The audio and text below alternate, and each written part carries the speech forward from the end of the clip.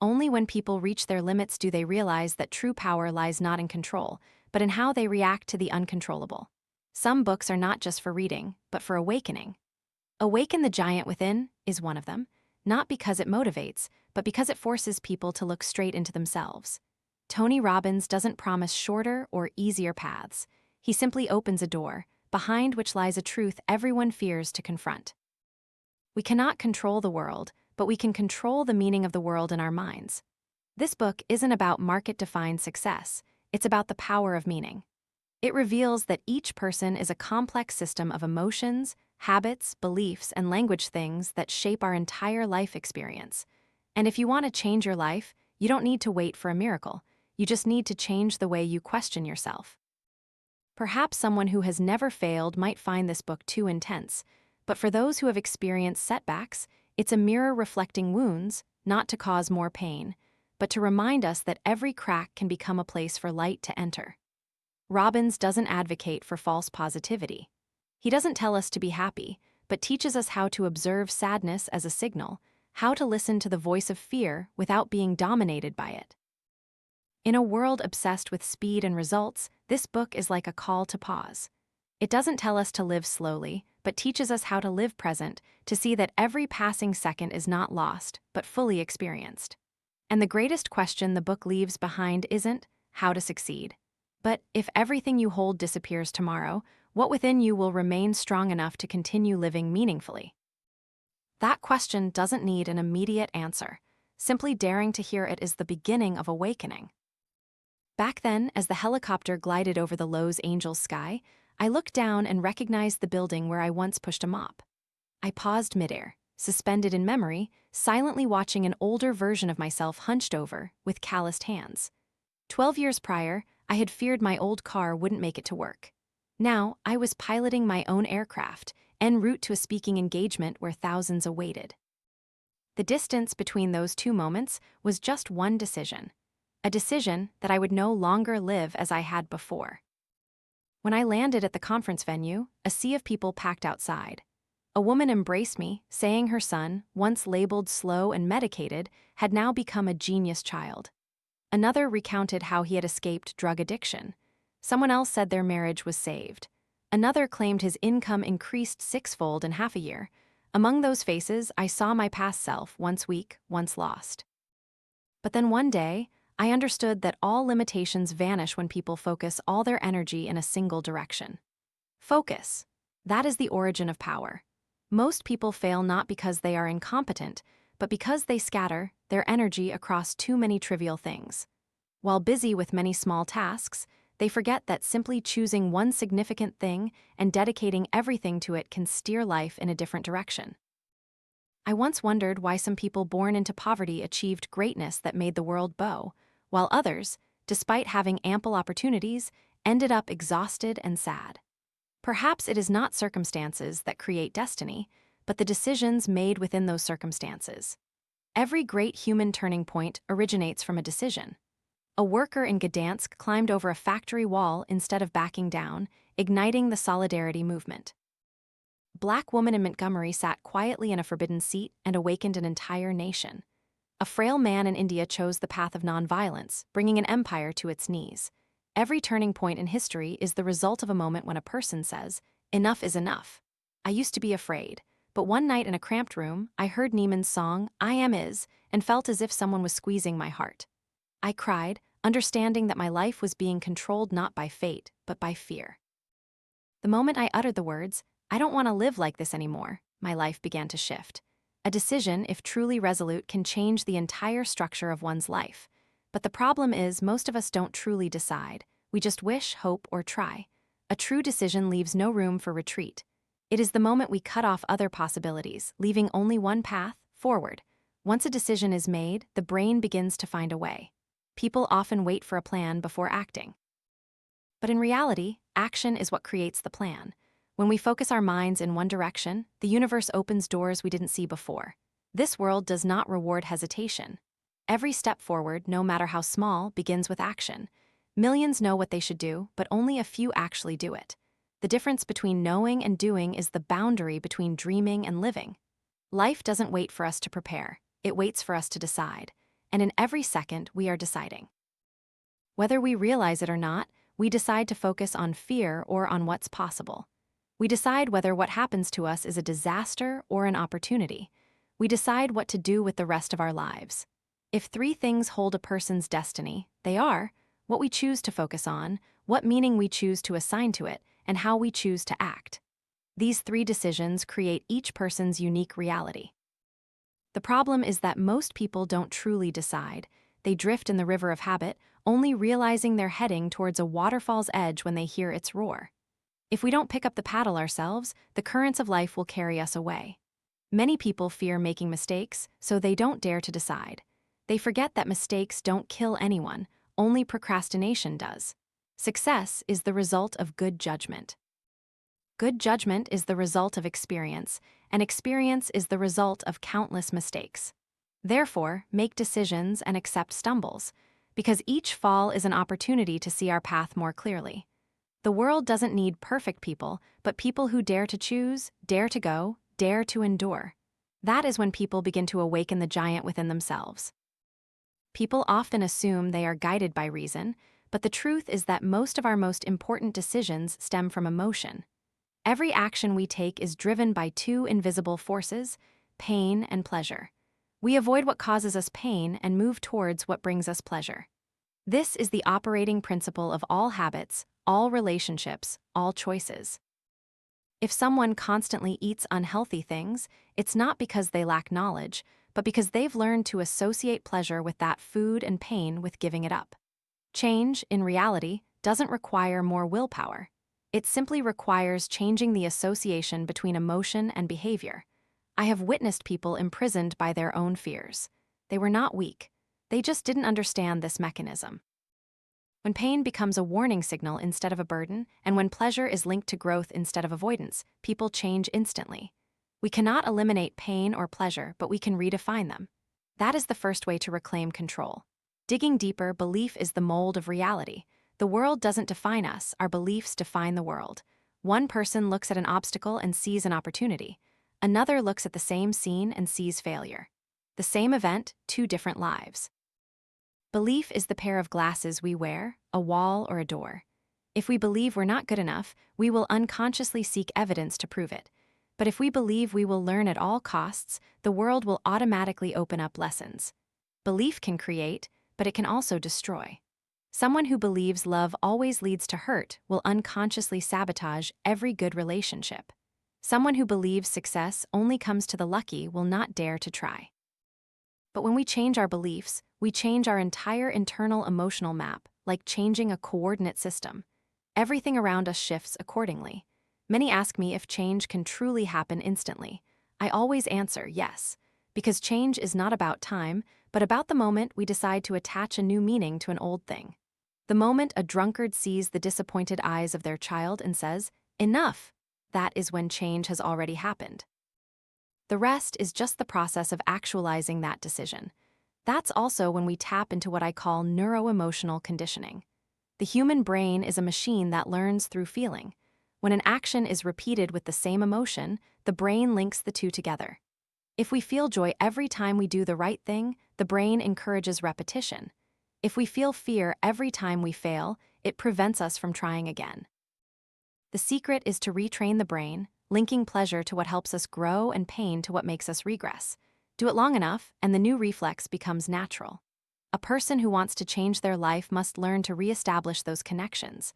Every behavior carries an emotional reward or punishment. Look straight at them and ask, what do I truly gain from this habit? If the answer is only temporary comfort, it's time to break the old link and create a new one. Freedom lies not in controlling the world, but in controlling the internal links. After understanding the mechanism, the next question is, what do we truly want? Many dream others' dreams. They chase fame, money, goals applauded by society, but once achieved, they feel empty. That's because they've never asked themselves the real question. What we want is not always what we need. Some think they crave success, but what they truly seek is the feeling of being loved and acknowledged. If we don't identify correctly, all efforts are just running in circles. To know what you truly want, observe what makes your heart resonate. It could be as small as making someone smile or as grand as building a legacy. But the common thread is that it makes you forget time. That is a sign of alignment between mind and action. When we find that, energy suddenly appears, and people can do seemingly impossible things. Sometimes, to see clearly what we want, we just need to change the question. The question we ask determines the direction of our thinking. The unsuccessful ask, "Why can't I?" The successful ask, "How can I?" The brain is like a radar. It searches for answers to the questions posed. Ask a small question, get a small answer. Ask a big question, get a big opportunity. That's why I always remind that the question is the answer. Every morning ask, "What can I do today to make myself and others better?" With just such a question, the brain will start looking for positive actions. But if we ask, "Why is everything so bad?" it will find enough reasons to prove that life is indeed bad. The world hasn't changed, only the question, and the result is different. And then, something more important than the words we speak lies within those very words. Language is the control panel of emotions. Each word is a switch that turns on and off our mood. When we say, "I'm furious," the brain receives a command to act as if it were true. But if we change it to, "I'm a bit annoyed," the emotion immediately softens. Just by changing one word, we've changed the intensity of the experience. People are imprisoned by the words they choose without realizing it. Learning to speak differently is learning to feel differently. Instead of failure, call it a test. Instead of problem, call it a situation to be resolved. Even a small shift in language is enough for the brain to react differently. Language doesn't just describe the world, it creates the world. Once we understand this, we begin to resense the entire internal picture. Pain, pleasure, beliefs, doubts, questions, answers, words, emotions all interwoven, forming a network that controls every action. Change one node in that network, and everything else moves accordingly. And precisely when we realize we can do that, people step into another level of freedom. Freedom is not about doing whatever you want, but about knowing exactly why you want it and doing it with complete awareness. Sometimes we feel stuck not because of a lack of opportunity, but because our minds build invisible walls. Every barrier starts from the metaphor we tell ourselves. A person who sees life as a battlefield will live defensively. A person who believes life is an adventure will see risks as a game. The way we describe life is the way we live it. To change destiny, we must first change the story we believe. I once met a man who always said he carried a cross for his family. He withered away in sacrifice and never felt enough. When I asked him, "If life were not a cross but a garden, would you live differently?" He was silent for a long time. Just by changing the image in his mind, his entire emotional landscape changed. People don't live by truth, but by the meaning they assign to that truth. Emotions are the engine of action. If we know how to control emotions, we gain mastery over all our reactions. Among the hundreds of emotions humans experience, only a few truly create power. I call them the 10 emotions of vital energy: love, gratitude, curiosity, determination, confidence, flexibility, faith, humility, enthusiasm, and a willingness to give. When one of these 10 fires ignites, it burns away all fear. Learning to feel these emotions doesn't mean denying pain. The strange thing is that even negative emotions have value if we understand their message. Fear reminds us to prepare. Anger reminds us to protect boundaries. Sadness reminds us to pause and look deeper. Emotions are the language of the soul. If we listen, we won't be controlled by them. But emotions alone are not enough. People need a greater pull to overcome all obstacles, a vision that sets the heart ablaze. That is what I call a grand obsession.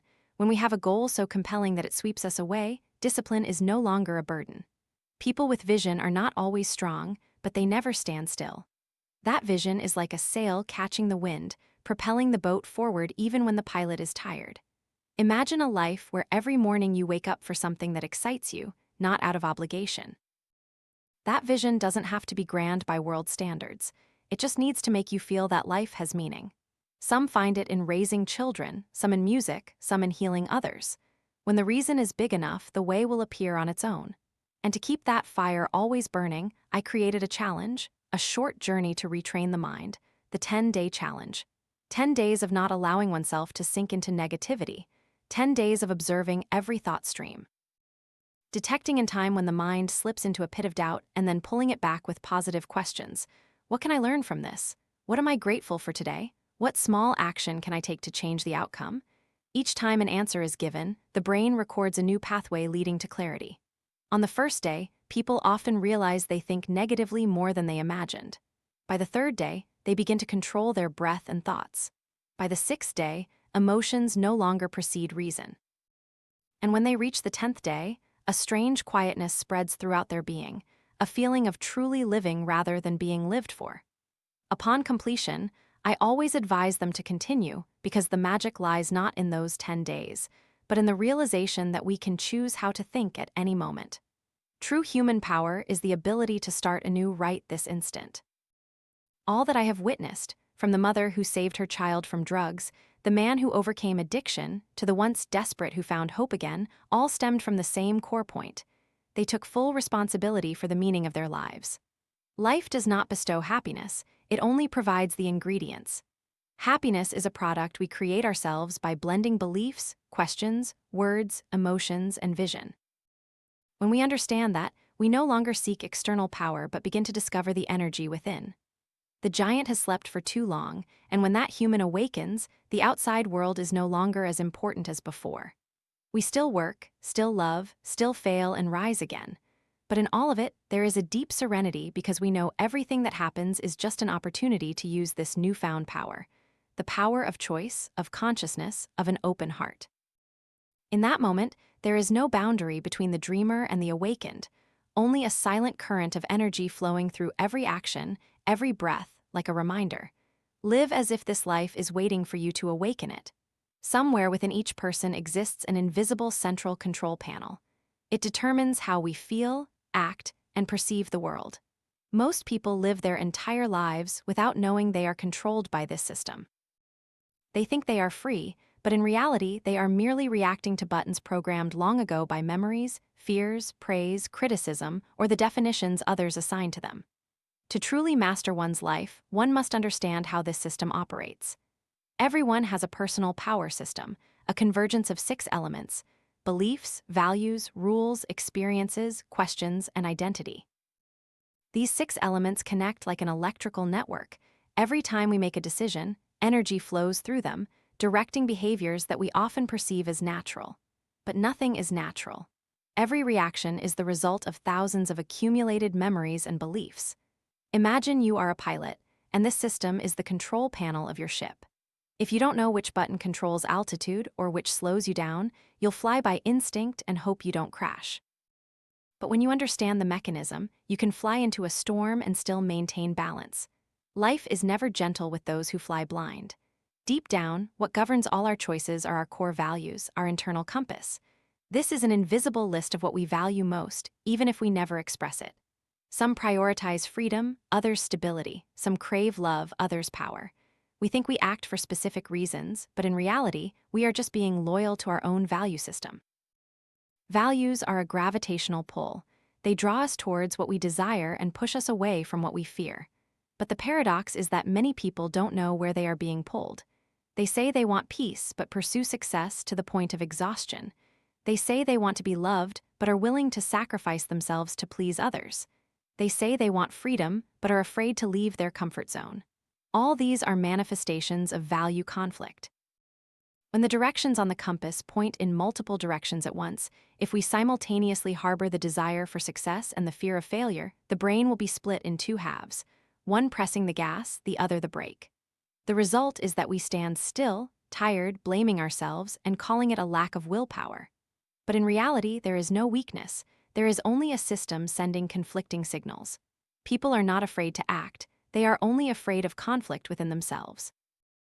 To understand better, imagine 2 people hearing the same criticism. The first person sees it as an insult and becomes angry. The second person views it as feedback for self-improvement. Same event, 2 different outcomes because their value systems are different. The first prioritizes respect. The second prioritizes growth. When we realize this, we understand that the external world has no power to hurt us. Only our internal system allows it to happen. The problem is that most people never choose their own values. They are installed from childhood by parents, society, or random experiences. We learn to value what others value and fear what others fear, and when we grow up, we still live with someone else's compass, thinking it's our own. To be truly free, we must rewrite our value map. Ask yourself, what truly makes me happy? What truly hurts me? What am I willing to sacrifice, and what must never be lost? The answers to these questions are your true definition of life. When values are reordered correctly, energy immediately flows straight, no longer pulled in different directions. I once met a woman who always felt guilty despite caring for her entire family. She had two major values: responsibility and self. She prioritized responsibility, so every time she took time for herself, she felt wrong. But when she only cared for others, she became exhausted and angry with herself. I simply told her, if you want to truly love others, put your health and joy before responsibility. An empty person cannot give. A few weeks later, she said, for the first time in my life, I feel relieved to live for myself without guilt. Right values don't make us selfish, they make us authentic. When we are honest with our internal compass, all relationships, work, and choices become clear. We are no longer pulled by expectations, no longer lost in the world's noise. And that is the first step to freedom: understanding the internal control system and rearranging chaotic values. Because only when we know where we are headed can we take control of the ship called life without fear of getting lost. Some believe that happiness is a reward for winners, but in truth, it only comes to those who understand how they are playing the game. Each person has an invisible set of rules dictating when they are allowed to be happy, when they must be sad, when they are considered successful, and when they are not. These rules were written long ago in the subconscious and are mostly so unfair that no one can win their own game. A person who only allows themselves happiness when recognized by everyone will live a lifetime in anxiety. Another finds happiness every time they try their best, regardless of the outcome. Two lives, two ways of living, two sets of rules. The problem lies not in reality, but in the conditions we set for feeling happy. Many write rules that make happiness as rare as a miracle. They say, I'll only be happy when everything is perfect. I'll only feel valuable when no one criticizes me. These conditions are as harsh as a self-made prison. Meanwhile, some people only need a cool glass of water, a quiet morning, or a sincere word to feel life is worth living. It's not that these people are luckier, they've chosen more breathable rules. Therefore, if you want to change your life, start by rewriting the rules of the game. Make happiness easy and suffering difficult. If your happiness depends on others behaving perfectly, you will always be a hostage. But if you decide you can be happy simply by living according to your values, no one can take that away. Change the rules, and you change your emotions. Change your emotions, and you change your life. Yet, behind every rule are old memories and experiences, what we call references, past evidence the brain uses to reinforce beliefs. If we're filled with memories of rejection, we'll believe we're unlovable. If we've failed many times, we'll believe success is for others. People don't live by truth, they live by the evidence they choose to believe. The brain is like a lawyer, always seeking facts to prove its client's belief's case. If we believe we're incapable, the brain will only recall our stumbles, forgetting all the times we got back up. If we believe we're strong, it will do the opposite. So, the problem isn't what's in the past, but which pieces we choose to tell the story. Someone once told me he was born into poverty, so he never had a chance. I asked, in the neighborhood where you grew up, did anyone overcome that situation? He thought for a moment and nodded. A few people did, I said. Then the problem isn't poverty, but what you use it as evidence for. We can turn the same experience into shackles or a launch pad, depending on how we define it. Remember that beliefs don't need evidence to form, but once formed, they will create evidence. Those who believe they cannot change won't try. When they don't try, they fail, and that failure becomes proof. See, I told you so. This closed loop can last a lifetime if we don't have the courage to step out. The only way to break that loop is to create new experiences. Every new action, every small success, is a brick rebuilding the edifice of belief. If today you do something you thought impossible yesterday, your brain will have to update its data. Gradually, the internal system changes. But not only new experiences, even old experiences can be redefined. We cannot erase the past, but we can change its meaning. A wound that was once a reason for hatred can become evidence of resilience. A breakup that was once a failure can become the beginning of freedom. Every memory has two sides, and we are the ones who choose where the light shines. If you want to change yourself, don't just think about learning new things. Learn to see old things differently. Some people only need a moment of awakening, looking at pain through different eyes, for their lives to shift direction. Because when we forgive the past, we unlock the present. Ask yourself, what rules make me happy? What memories am I holding as evidence against myself? And if today I could rewrite the entire system, would I dare to make happiness easy? True power lies in this. No one but us has the right to define the meaning of our experiences. When we reclaim that right, old memories are no longer a burden but a treasure proof of how far we've come. And at that very moment, people begin to feel something greater than belief or memory: identity, the deepest root that determines every action in our lives. All great changes begin when people ask a seemingly simple question: who am I? Not a name, profession, or social role, but the true inner essence, what exists even when all labels are stripped away. Identity is the deepest core of the human control system. It not only affects beliefs or emotions, but also dictates how we see the world and treat ourselves. People always act consistently with how they define themselves. If someone believes, "I am weak," they will react like a weak person, no matter how many opportunities for change are before them. If they believe, "I am strong," they will rise even when no one else believes in them. We don't live by reality, we live by identity. Identity is shaped by what we heard, believed, and experienced as children. We heard parents say, "You're smart," or "You're clumsy." These seemingly harmless phrases become silent commands that follow us throughout life. As we grow, society continues to attach labels: successful, failed, good, bad. And so we gradually forget that these definitions are temporary. We are not the labels, we are the ones who attach them. Some spend their lives trying to prove they are not as bad as someone once said, and in that escape, they become precisely what they fear. Others choose to believe, "I am someone learning to be better every day," and thus they continuously grow. When we change our definition of ourselves, we change the entire trajectory of our lives. I once met a man who had been addicted to alcohol for 10 years. He said, "I tried to quit many times. But every time I failed, I told myself, I'm an addict, I can't be different." One day, he looked in the mirror and said, "I am not an addict, I am a strong person who once chose the wrong way to cope." Just that one sentence. I began to see myself differently. From that day on, he stopped drinking. A new identity creates new behavior. Many want to change habits, but they only touch the surface. They exercise, learn skills, change their environment, but forget that every effort will be pulled back by the old identity. If someone believes, "I am not persistent," then even if they start a new project, they will find reasons to give up to maintain consistency with that definition. The brain hates contradiction, so it always adjusts behavior to match the self we believe to be true. Therefore, for lasting change, don't ask, "What should I do?" Ask, "Who am I?" When you change the answer, actions will follow naturally. A person who sees themselves as grateful will naturally find things to be grateful for every day. A person who sees themselves as inspiring will always find ways to help others be better. Actions don't create identity. Identity is the source of actions. Identity is not a prison. It is like a river, always flowing, always capable of expanding.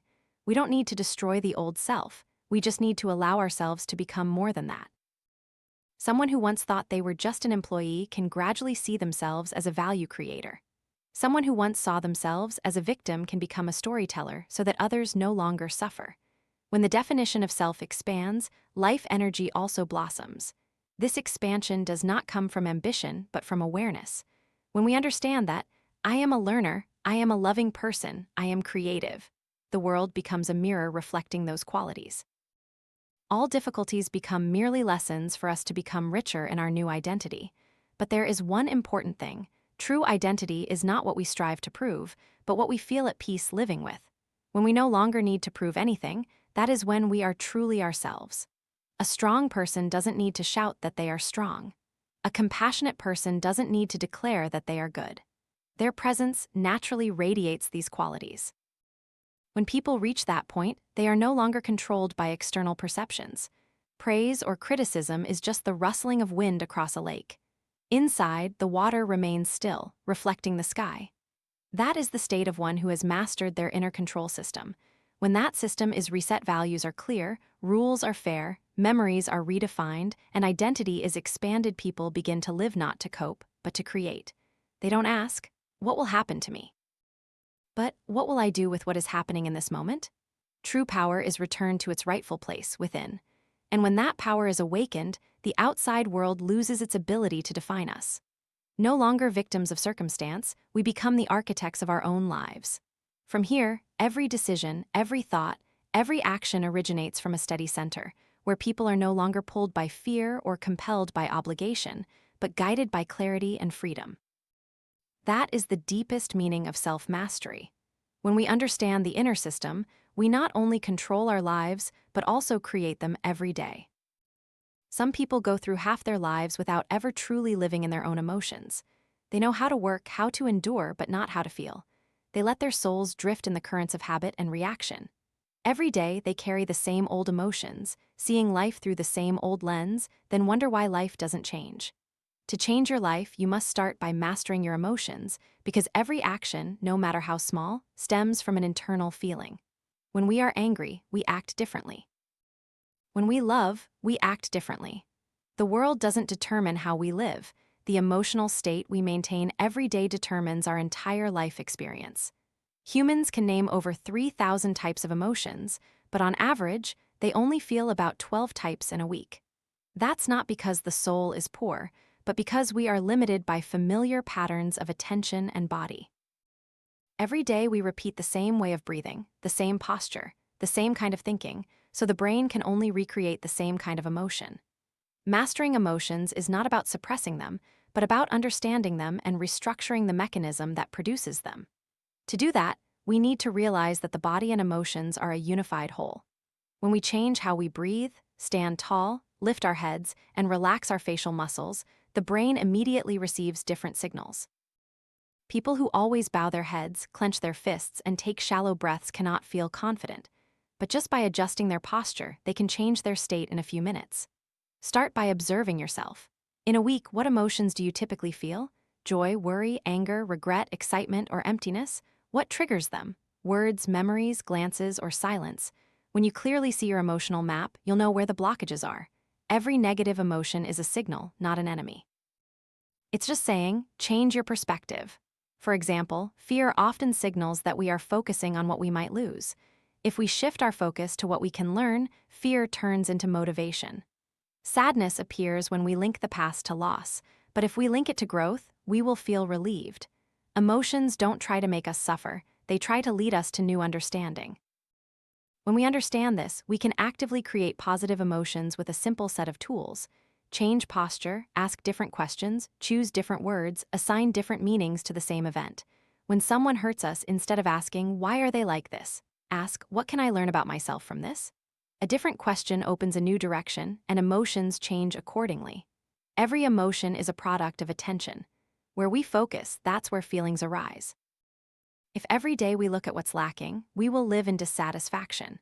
If every morning we wake up and focus on what we have, we will feel grateful. Gratitude doesn't change circumstances, but it changes the inner world, and from there, circumstances gradually shift. But emotions cannot last if the body is depleted. Physical well-being is the foundation of all mental states. When the body is weak, energy is low, the mind is easily swayed, and emotions are fragile. Conversely, when we are full of energy, the soul is also bright. Therefore, after learning to control emotions, we must learn to control the body, the temple that houses our soul. Every cell in the body reacts to emotional signals. Sadness slows the heart, shallowing breath, contracting muscles. Joy expands the chest, activates the immune system, and increases resistance. Therefore, caring for the body is not just a matter of health but a spiritual act. Let the body become a palace of joy, not a prison of pain. That begins with small things: deep breathing, drinking enough water, daily exercise, eating things that make the body grateful.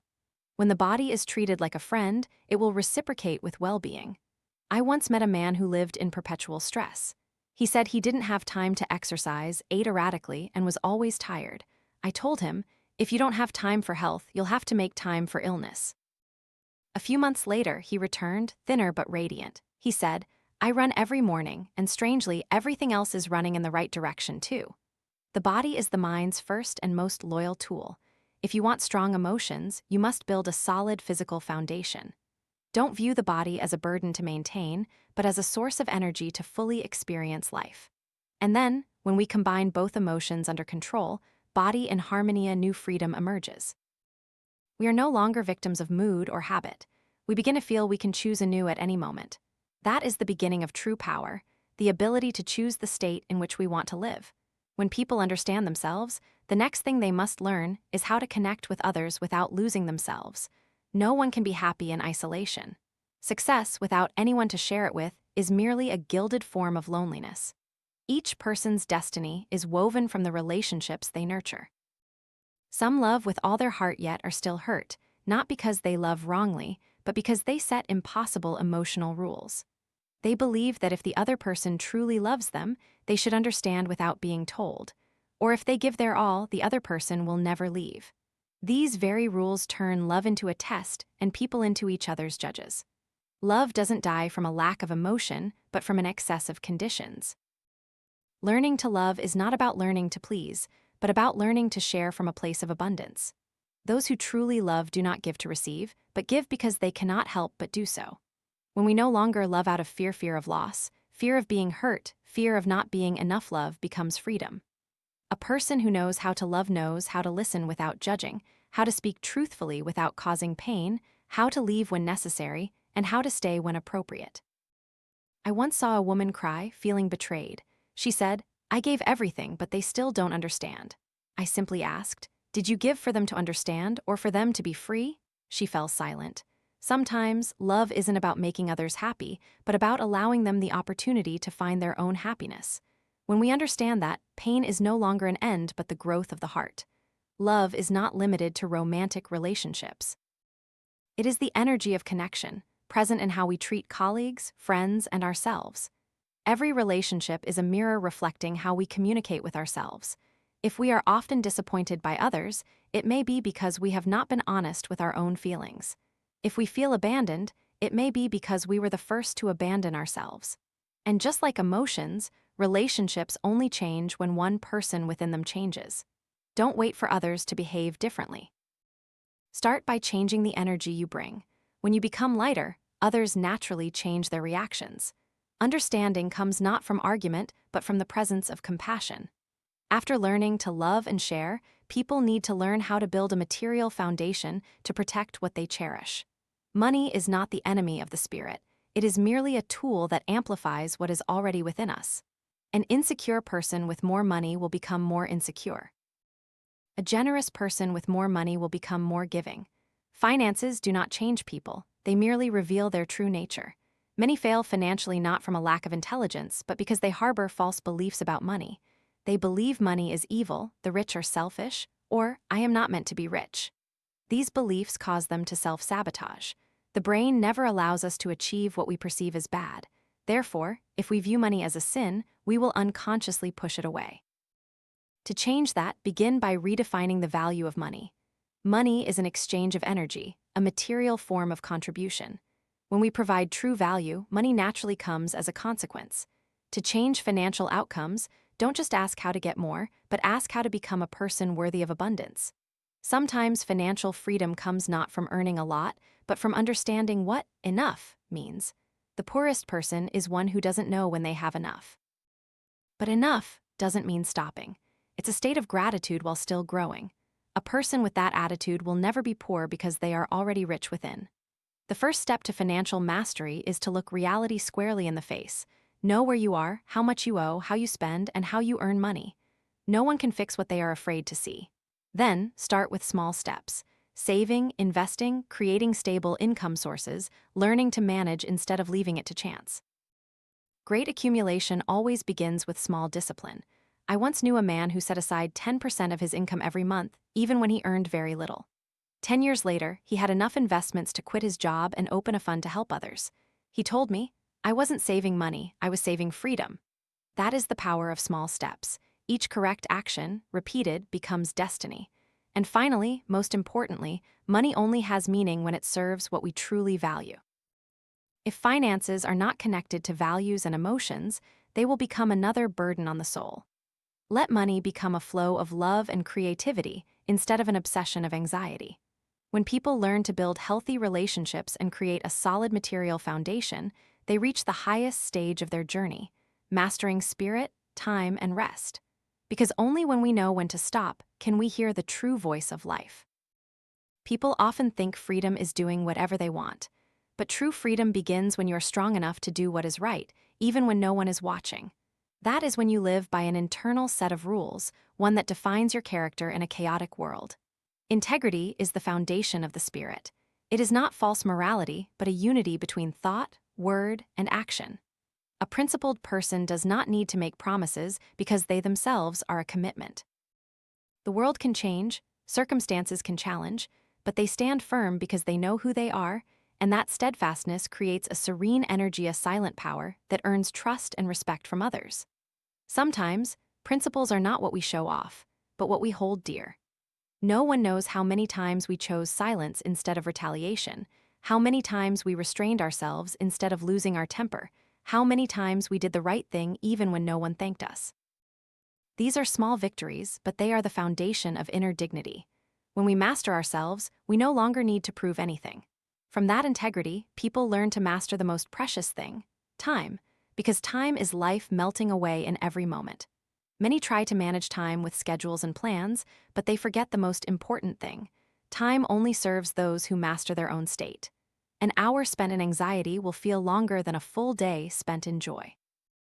Time is not measured by the clock's hands, but by the quality of presence. Those who truly master time are not those who do the most, but those who consciously choose every task they undertake. When they drink water, they only drink water. When they talk, they truly listen. There is no multitasking, only presence. To achieve that, one must learn to choose a focus. Every morning, ask, what is the most important thing I need to do today? And do that with all your energy. Don't chase 10 things at once because none will be completed. Time is never lacking, only focus is dispersed. I once knew a businessman who worked 16 hours a day but still felt it wasn't enough. When asked, he admitted he often did many small tasks to avoid important ones. After he learned to reorganize, choosing only 3 key things each day, he worked less but achieved more. He said, I no longer race against the clock. I run with it. Once we master our spirit and time, the evolutionary journey leads us to the final lesson, rest and play.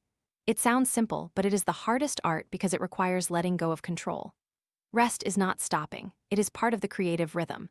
Even nature knows this, day and night, sowing season and resting season, inhale and exhale. But modern humans, in their fear of missing out, have forgotten how to stop. They work to exhaustion and call it dedication. They rush forward without knowing where they are going. Some wake up in the middle of the night to check messages, bring work to the dinner table, bring worries to bed, and then wonder why life is so exhausting. Those who don't know how to rest never truly live. Only when we know how to stop do we hear the most subtle sounds of existence, our own heartbeat, the wind outside the window, or the heart's call to what is most important. And rest is not just about sleeping or doing nothing, it's a state of mind no longer strained. We can rest in a crowd, amidst work, in the rain, if our soul is at peace.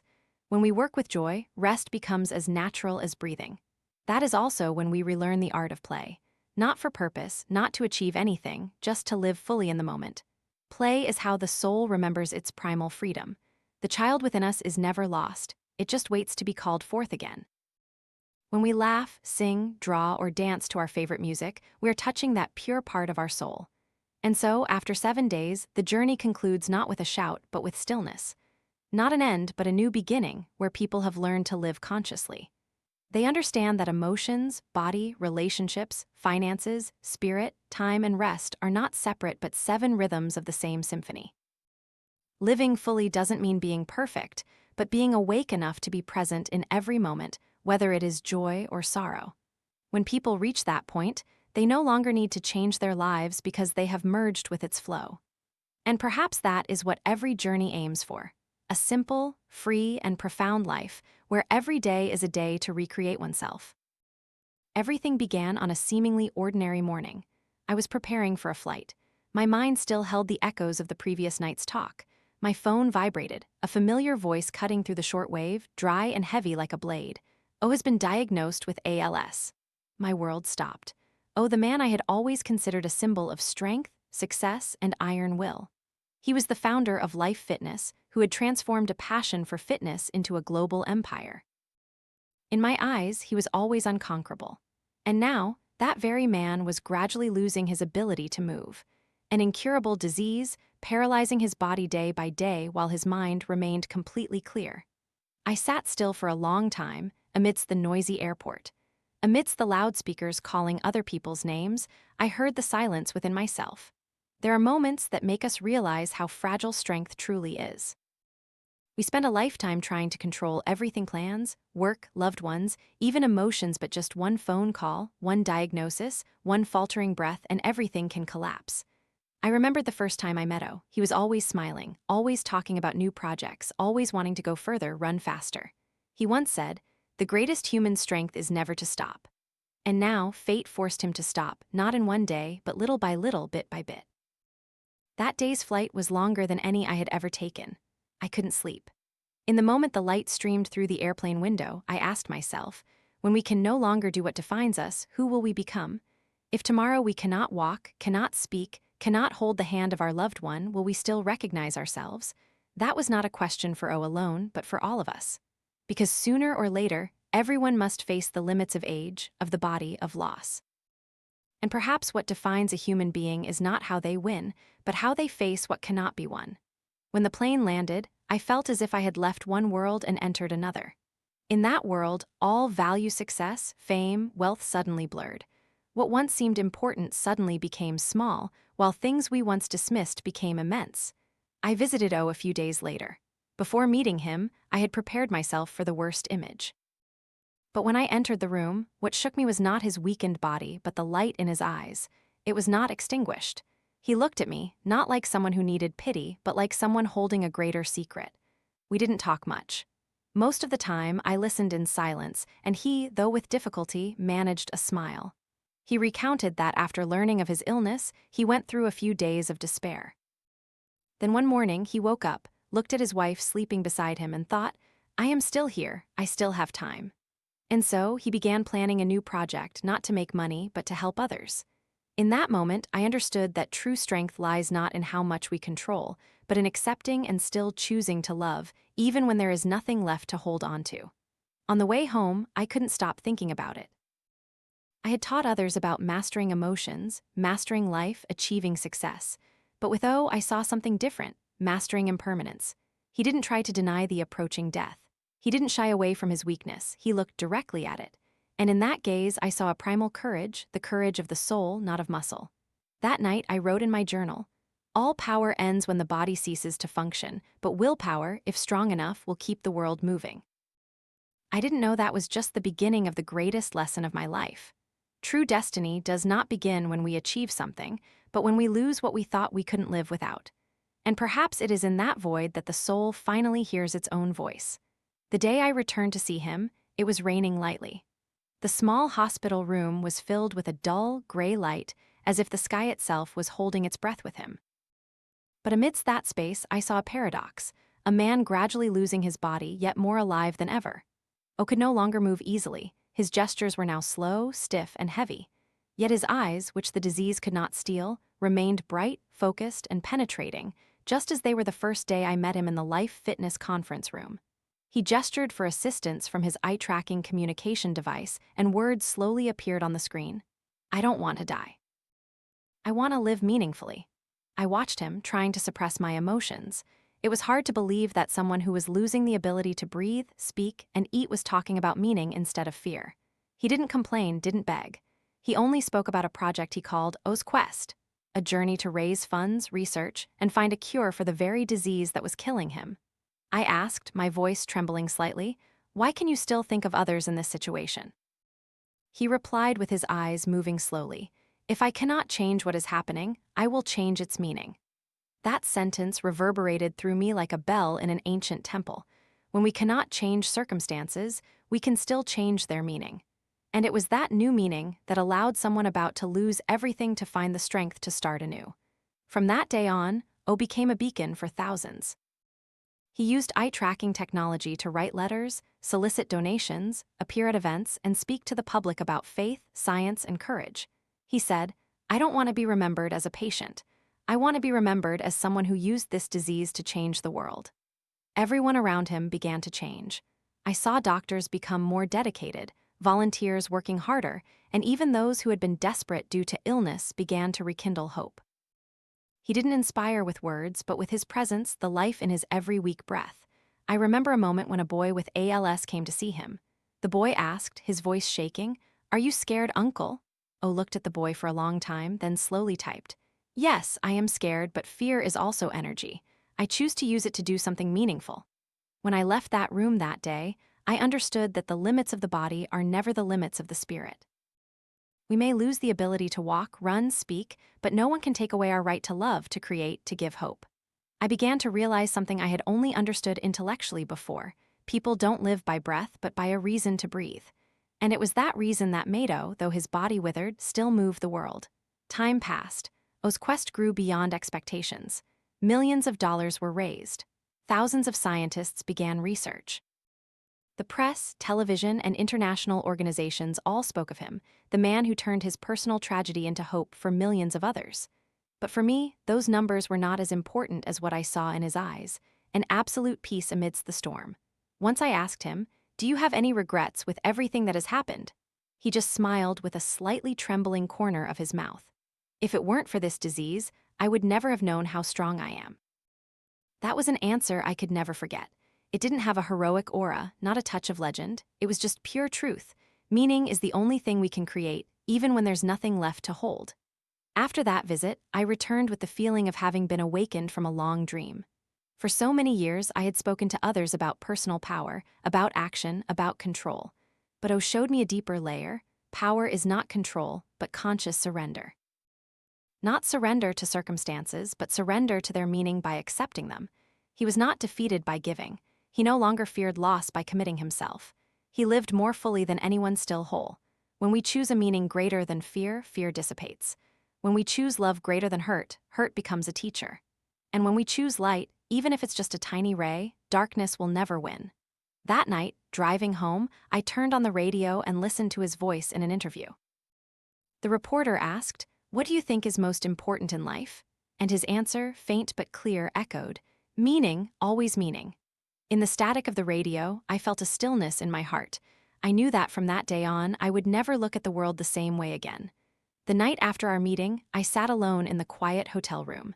The lights were off, only the city's glow filtered onto the walls.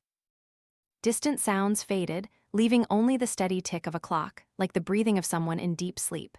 But something within me was restless. I realized I was changing, not by willpower, but by a profound shock. Before, I always thought life was a series of peaks to conquer. With each goal achieved, I felt the need for a new peak. I had lived as if happiness was a reward for those who never stopped striving. But when I looked at a man who could no longer do anything, yet still radiated light, I understood that human value lies not in actions, but in presence. I remembered the moment he said with his eyes, "Meaning." It kept echoing in my head, repeating silently, deep as a prayer, "Meaning. The only thing that cannot be taken away, even when we lose everything else." There is a truth hard to accept. We only begin to understand life when confronted with death. I have witnessed many wealthy, powerful, intelligent people, but as their time ran out, they all shared the same question: what did I live for? And most couldn't answer. Because they were busy living to prove, not to simply be. Success without meaning is a carefully decorated emptiness. It glitters on the outside, but is hollow within. But meaning, even if small, can turn an ordinary day into a miracle, a final breath into a continuation. I realized everything I had taught about change, about action, about personal power, was just the first half of the journey. The second half, the part few talk about, is transformation. Change is doing things differently. Transformation is becoming someone different. Change leads to success. Transformation leads to meaning. And it was O who led me across that boundary. From that day on, I looked at the people around me with different eyes. The tired woman raising her children alone. The man struggling between work and the fear of failure. The young man trying to assert himself. All of them were living between fear and desire. But what they truly needed was not how to do things, but why to do them. When people find a reason big enough, the way will appear on its own. I have seen those who lost everything still rise, simply because someone needed them. I have also seen those who had everything but collapsed, because they didn't know why they should continue living. Power is not in muscle, in wealth, or in fame. It is in the meaning we assign to every day of our existence. A few months later, I met O again. He was thinner, spoke with more difficulty, but his eyes were still bright. When I asked if he felt tired, he simply typed, "Yes, but this is worth it." Then he smiled, a slow smile, as if each facial muscle was relearning how to move. As I left the room, I saw his wife standing in the hallway, holding a cup of coffee. She said, "Every day I'm still scared, but when I look at him, I feel I have to be stronger." I suddenly understood. A person's strength is not measured by what they do, but by the radiating circle of belief they create around them. That evening, I wrote a sentence in my notebook. Success is temporary, but meaning is eternal. It was not a slogan, but the conclusion of an entire journey. All true change is only valuable when it makes us love more, when it opens our hearts to the world. I thought about destiny.